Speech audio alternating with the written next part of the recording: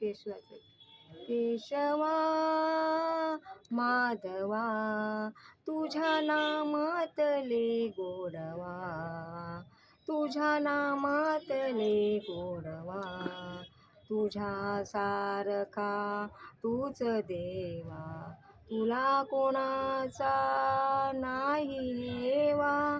वेळोवेळी संकटाकुनी तारीशी मानवा, केशवा माधवा तुझ्या नामातले गोडवा.